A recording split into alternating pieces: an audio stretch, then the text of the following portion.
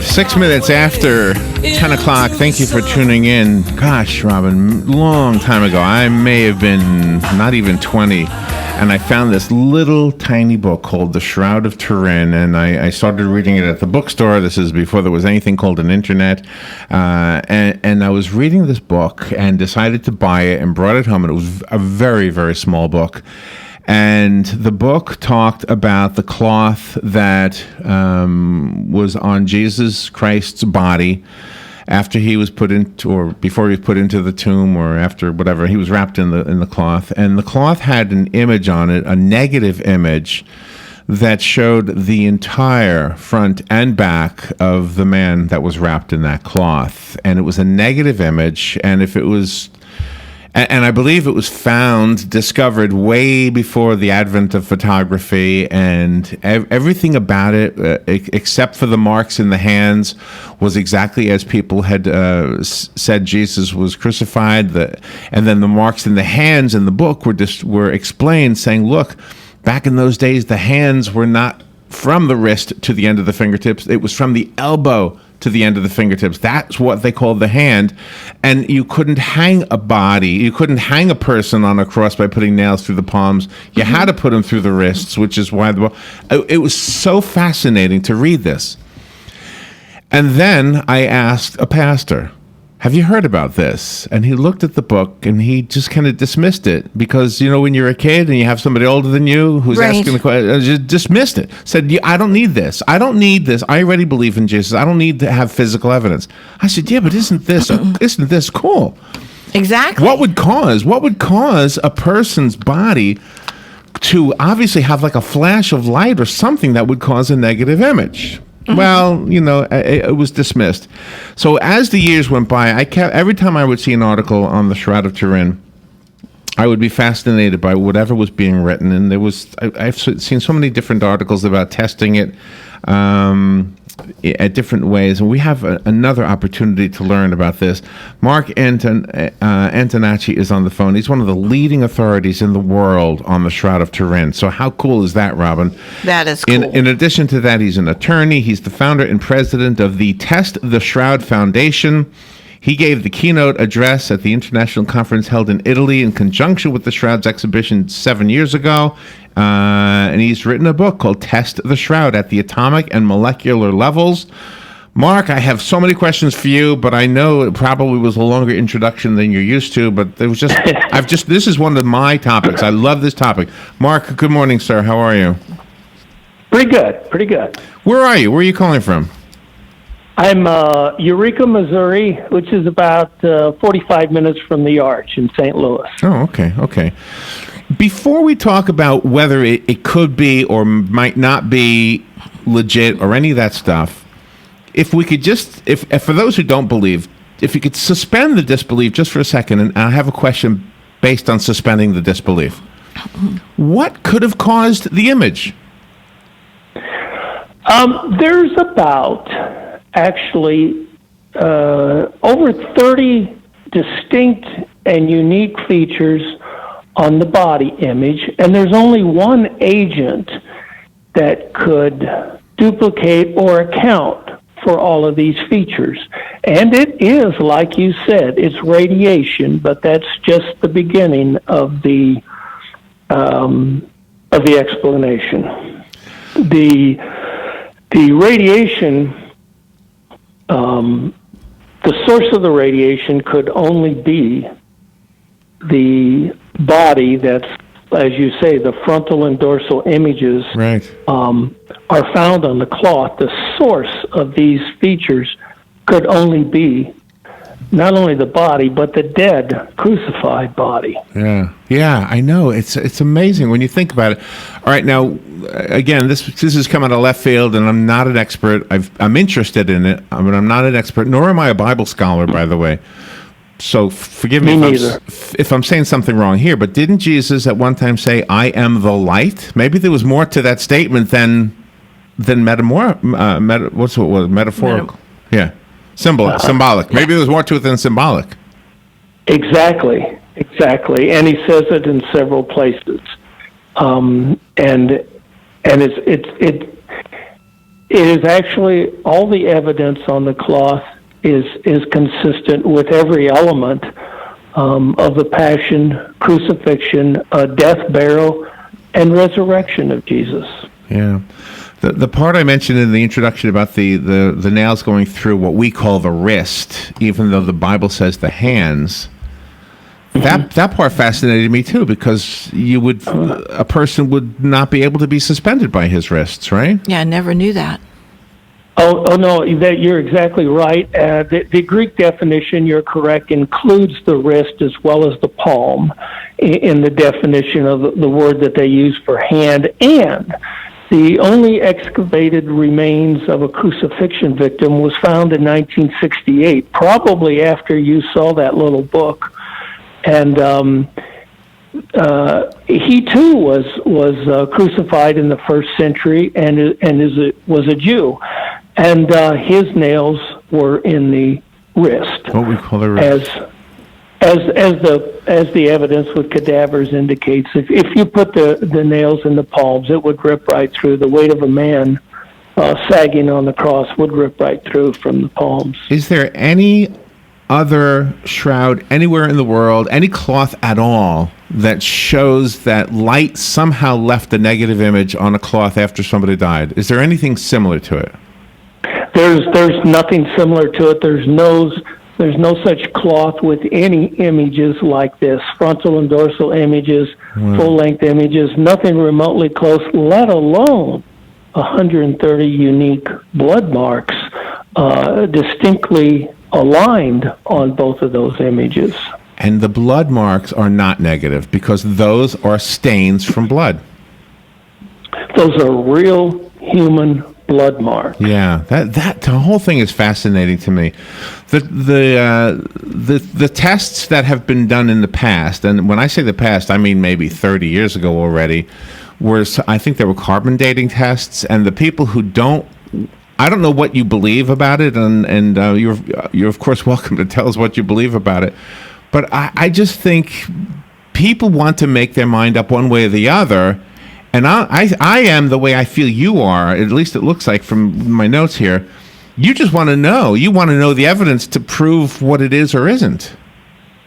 Exactly. Thousands of tests have actually been done on the shroud or its samples, and most people don't understand, but there's only one result out of those thousands that is inconsistent with the cloth's authenticity as Jesus' burial garment. And it's modern technology that has revealed all of the evidence on the shroud. It starts with photography, when all of a sudden this negative image on the cloth, when you take a photograph of it, the photographic negative has all the detail and high resolution of a positive photographic image. Yeah. And you're right, that's when they realize it's a negative image. And that's just the first of many, many modern techniques that are, when they're applied to the shroud, allows you to see a wealth of information that a forger could never have seen and never have encoded. Yeah. Historically, it was thought to be a painting based on no evidence whatsoever. Yeah. And you can absolutely refute that. And all of the testing, everything they do to test it, I mean, this is from the first century, and I don't know how anybody could dispute the age either. Well, the most recent scientific age or testing attributed to the cloth was a few years ago by an Italian scientist named Giulio Fonte. He came up with a technique for testing the strength of the fibers and how much how it reflects certain things under various forms of UV lighting and other stuff like that.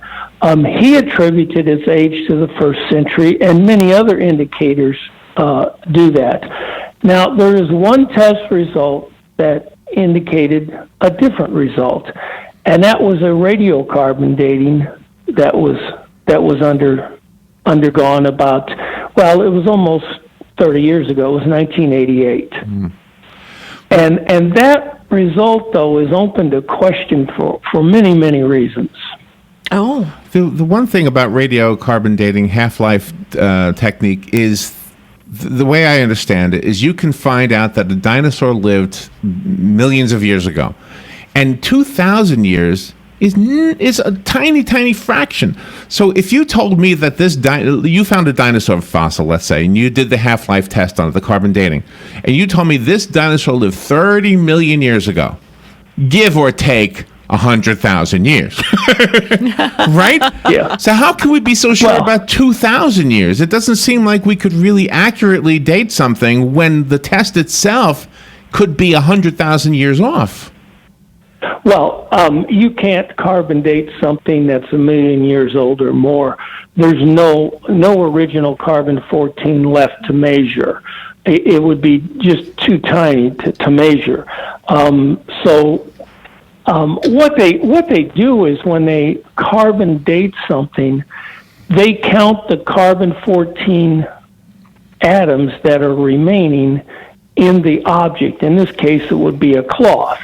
And they assume that all of these carbon-14 atoms are original. In other words, they remain from the time that the flax plant was harvested and then woven into a cloth. Mm-hmm. And so they assume that the carbon-14, which does disappear at a known rate, they assume that whatever's left can tell you the age. And it's a decent formula. It's an accurate scientific formula. However, the one huge mistake that was made is they had no idea at the time that particle radiation would turn out to be the most likely form of radiation to have caused this image and to have emanated from that body. Uh-huh. Particle radiation, think of it as primarily consisting of neutrons and protons. The neutrons will create carbon-14 atoms in any object that's irradiated by neutrons. The original carbon-14 that we have on Earth comes from neutrons circulating in the atmosphere and then getting absorbed by photosynthesizing plants and distributed throughout the biosphere. But only neutrons can create carbon-14. If that body gave off neutrons and protons, it would throw the date off everywhere throughout the cloth. Wow. And the reason we call for the shroud being tested at the atomic level is you could prove that such an event occurred, and one of the ways you could prove it is the various amounts of carbon-14 that you would find all over the cloth, and you could prove that the source was the body. And this would be, well, to call it an unprecedented event would be an understatement. And then, yeah, wow. So that's why you want to have the atomic and molecular tests done. And then there would be so many more questions. Who controls the permission? Who gives permission? And do you have is it the church? Who actually controls it? Since 1982, the Vatican has been the owner of the shroud, and so they would obviously have to give permission for any testing to be done on samples taken from the shroud, or any non-destructive test taken over the entire cloth. But what's amazing is because of the age of the cloth, usually everything else from all of those centuries ago, have disintegrated. But this cloth, it is really, it's like self-preserved. It's an excellent shape, even if it's from the Middle Ages. Most Middle Ages cloths are not in this good a shape. It's in excellent shape. Part of the reason, and this is all in my book, neutrons also strengthen the cloth and minimize any bacteria or fungi that could grow on it. I'll tell you something else about the blood marks. The blood marks are still red. If you cut yourself, the blood on your body won't remain red very long. Once it gets outside and it starts oxidizing, it starts turning dark. Blood doesn't, even if the shroud is from the Middle Ages, the blood would have started turning dark within days out of coming out of this body. The blood on the shroud is still red. And experiments so far, only one explanation has been demonstrated, and that is if you irradiate blood that's, say, a day or two old with neutrons, and then subsequently expose it to ultraviolet light, which is just what sunlight is, as the shroud would have been from time to time over the centuries exposed to sunlight in exhibitions and things like that, the blood will stay red. There's many interesting signs that neutrons did irradiate this cloth, and the source of the radiation is the body, and believe it or not, you could probably prove this within a few years. And what's fascinating about your own personal history is that when you started delving into the shroud itself all those years ago, you were an agnostic. Yes, I was. And I think a lot of people would benefit from the evidence in the same way that I did, because we've never had physical or tangible or objective or independent evidence for such events ever before. No religion or philosophy has objective and independent evidence for their central premises until now, perhaps. And if believing in Jesus is ultimately the reason Jesus came, and again, I'm not a Bible scholar, I'm just trying to figure it out, then maybe leaving something like this that could really never be tested till now, maybe that's the whole purpose of it. Because once if your theory proves to be correct, that there was a radiation that it emitted from the person that we're calling Jesus, right? Then yes. What was it about him that caused that to happen? Except for the fact that he was light. Something about him was different than the rest of us. Because I go to bed under a sheet every night and I don't leave any marks. Well, not that kind of mark. No. Billions of people, millions of people have been bloodied and had bandages or cloths or sheets or blankets on them while they were alive or dead. Never, ever left anything like these before. They've never been able to duplicate the blood marks or the body images. And what's interesting is this event occurs after all of they're even in sequence. This astounding radiating event that happens to a corpse occurs after all the events comprising the passion, crucifixion, death, and burial. And it's the timing is exactly as it's described in the Gospels, as well as the event. There's a part in the Bible, and again, I should really study so I can have these conversations better. But there's a part, and Robin goes to Sunday school every Sunday, right? Mm-hmm. But there's a part. So correct me if I'm wrong. After he is resurrected and he's walking around, and Mary sees him. He says, "Don't touch me yet. I haven't fully transposed," or something, right? Transformed. Right. I haven't. So I mean, what writer would know back in those days that even a transformation time was necessary and that you couldn't touch it? Mm-hmm. Oh, there's so many things about the shroud you wouldn't have known in the first century.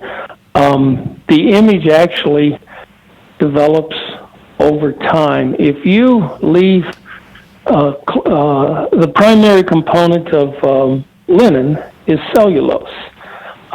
It's manufactured by humans. The cheapest form of manufactured cellulose that I know of is newspaper. Leave it out in the sun for several days, exposed to light and air. And after a few days, the outer pages will be more yellow than the inner pages, which will be whiter. That's all the body images consist of. It's oxidized, dehydrated cellulose, and it forms over time. Just like your mother's linen cloth or your grandmother's linen cloth has yellowed over time, that's all the Shroud's body image is. Just a maybe a second or less of radiation, and then combined with time, you wouldn't have seen an image for a few decades. And that's one of the reasons why I think there's no images. While Jesus is clearly buried in a shroud, according to the Gospels, there's no mention of an image there. There would not have been an image for a couple of decades. Wow, yeah. Yeah, it's all consistent, and the apostles would never have seen an image. And then you have the appearance of the angel that gives off light, but his light wasn't as fabulous as Jesus, as the light of Jesus. So the angel of the image, his light couldn't have gotten on the shroud also. No, this event takes place inside the tomb before the doors are even opened, and by the time they open the doors, Jesus is gone. Wow. And so actually particle radiation doesn't, while it's certainly radiation and it's certainly light, we don't see it in the visible spectrum.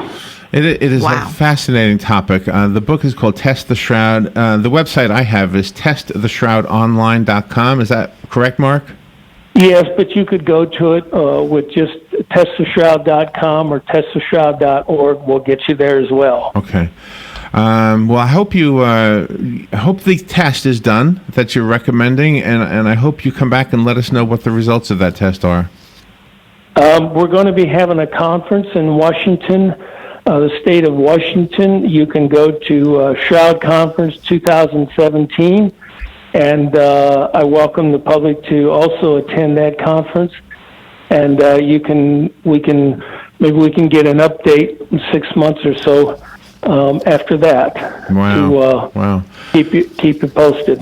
Mark, you probably could detect that this is a topic that has fascinated me for a long time. Thank you for being on the air with me today. And so go to the website. So I put the picture of the positive and the negative of just the face, not the whole body. I put just the face on there. Mark Antonacci, thank you so much for being on with us today. My pleasure. All right, we will be right back.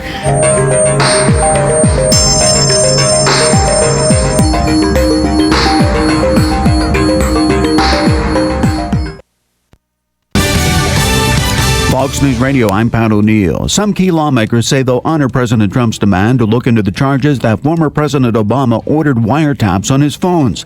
Presidential counselor Kellyanne Conway tells Fox and Friends, why not include in the existing investigations into Russia this aspect, that whether or not